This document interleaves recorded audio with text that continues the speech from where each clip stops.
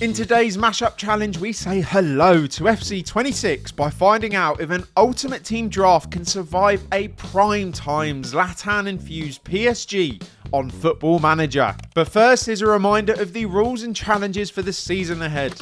We take the draft's formation options and throw them into a Wheel of Fortune to see what we'll be working with on FM. The draft is then standard affair as we try to build the best squad possible. The catch? Our drafted manager must manage the team until January 1st, where yours truly takes over to get our draftees up to speed on the tactics board in order to complete a set of challenges. No matter our January league position, we need to win the league, win a domestic cup, and have one of our draftees win either the Golden Boot or Player of the Season. Let's get it started, shall we? You all know the drill by now. It's time to see what formations the draft is going to bless us with today. Come on. Nice. Right, the wheel is locked in. The only one here I don't want is the 4-1-2-1-2 wide, the green one. Anything else, I think I can work with. Come on. Very nice. Let's find out who our first captain of the FC26 draft mashups are going to be. Well, God almighty, would you look at that? Oh, I was not expecting a bunch of heroes and icons. I grew up loving Rivaldo and his left foot, but Zico, I don't know if we've ever had a Zico before. Do you know what? I'm going to go with Zico, mainly because we don't have a left wing. I'm thinking Zico is in. Now, if you thought Zico would be the start of an all-timer FC26 draft, you would have thought wrong, as your boy was absolutely cooked by EA through the first 11 picks. Our best pull was nabbing the Portuguese man of war João Neves from our Parisian rivals, and we did get the speed demon and Lois Openda up top. But the team, quite frankly, was looking like PSG fodder as we headed into the reserves. That's basically a starter team with an icon, bro. Just awful. Awful. Hello there. Oh, Pedro Porro. Yes, please, mate.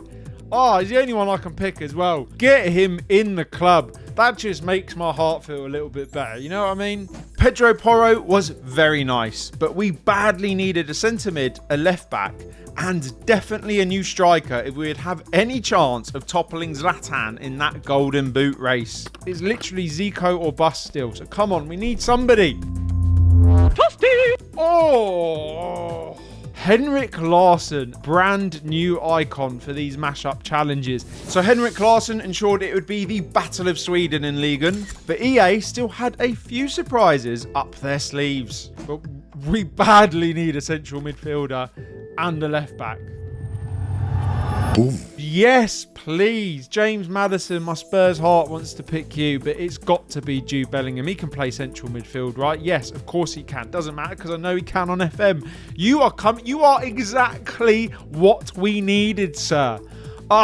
Foden or Saka. Obviously, it's got to be Foden, right? Saka can't play at all in this team with the narrow formation. Foden. Can he play central midfield? On this, he can. I don't know if he can on FM. So it could be, just for the vibes, it could be him in instead of Joe.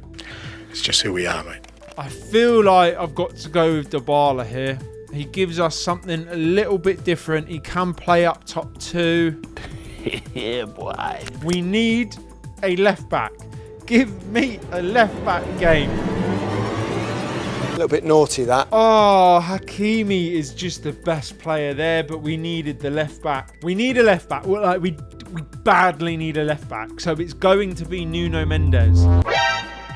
Thibaut Courtois ensured a fantastic end to the players, making the team just about good enough to challenge PSG. But of course, it is now time for the most important pick of the entire draft. But come on, somebody good. Give me Pep Guardiola just for the vibes. Who the f*** is that guy? It looks like we are going to be getting Rui Vitória. I'm not really too sure who the other ones are, to be honest. I don't really know who Rui Vitória is. So not the best, but definitely not the worst. Can Rui Vitória keep us within touching distance of Zlatan and PSG in time for the Leo takeover? And Rui has gotten the draft boys up to second halfway through the season, 3 points behind Zlatan's PSG. And even better, our very own Swede, Henrik Larsson, is leading Ibra by 3 goals in the Golden Boot race. So it is nearly time for me to take charge, but first of all, we need to look at how Rui has set up the team, and most importantly, see just how good our icons and Zlatan are in Football Manager.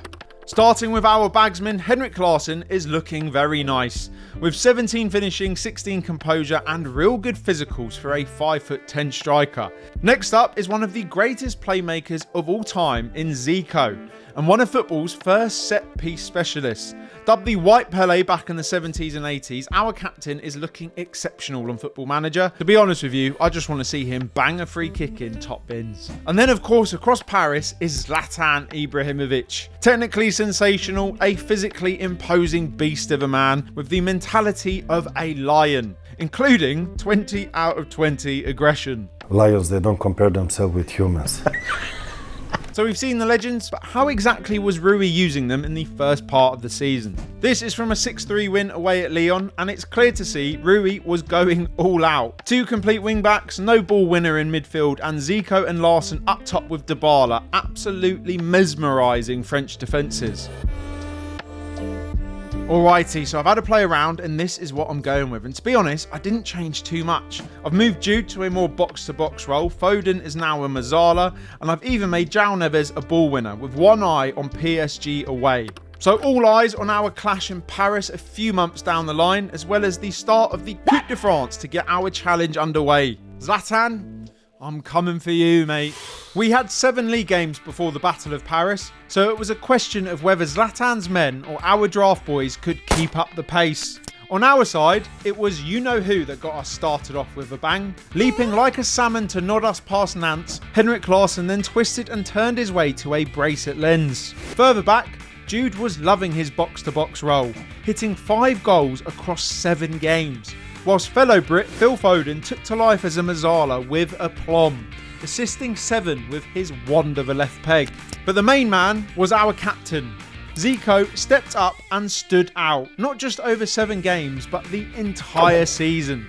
He started and finished a lovely move away at Angers, and even had Marseille fans asking for salt and vinegar after an audacious chip at the Draft Stadium. But he saved his best performance for the Coupe de France final. Heavily favourites against 15th place side Metz, Larsson had us 1-0 up inside 3 minutes. He loves a situation like this, and he has. But the real story came in minute 46. 3-0 up, and having scored 2 already, Zico finally gave everyone what they wanted with a picture book hat-trick. Absolutely incredible! The cup was ours. Our first challenge of the season complete. But I can hear you all ask, what exactly happened to PSG? Well, Zlatan had been doing Zlatan things, to be honest.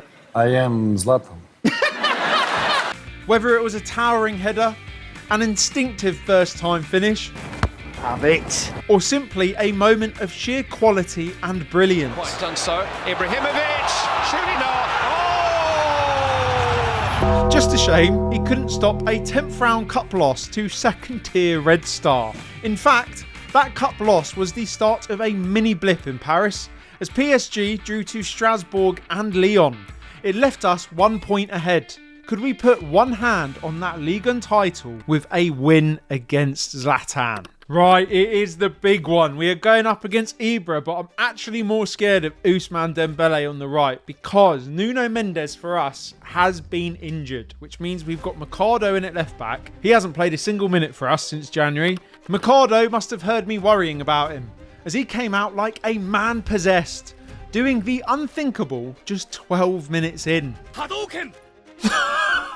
Maybe our left side is not a worry. He would end up pocketing Ousmane Dembele across the entire 90 minutes. Unfortunately for us, PSG have more than just the Frenchman to worry about.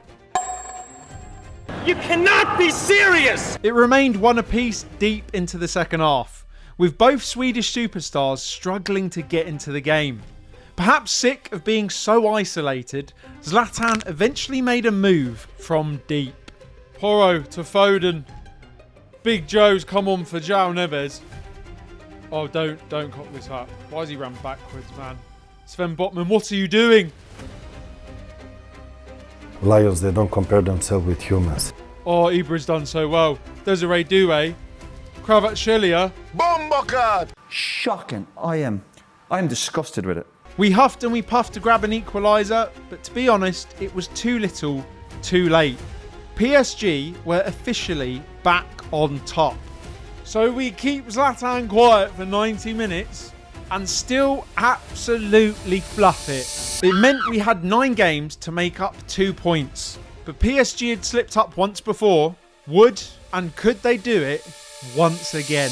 And not only did Zlatan and PSG win the league, it ended up being a 5-point difference after we managed to bottle it against Marseille and Brest. We're all thinking it. So the Ligue 1 dream is over, but we did manage to win that Coupe de France. All that's left to see is whether Henrik Larsson managed to hold off Zlatan and win that golden boot. And he did. Our dreadlock Swede kept up the pace and his 3-goal advantage, finishing on 27 goals. So that's that. Your boy and his first FC26 draft of the year was not able to stop Zlatan and his Parisians. We did manage 2 of the 3 challenges, but of course it is a complete set or nothing on this channel, meaning the challenge as a whole is a failure. We will be back soon though, so make sure you are subscribed to not miss it. In the meantime, here is my 5 crazy seasons managing 5 past and present Manchester United managers. It got weird, it got wonderful, and United got back to the top of English football. Go check that out if you're interested. In the meantime, have a good one, and I shall catch you in the next one. Peace.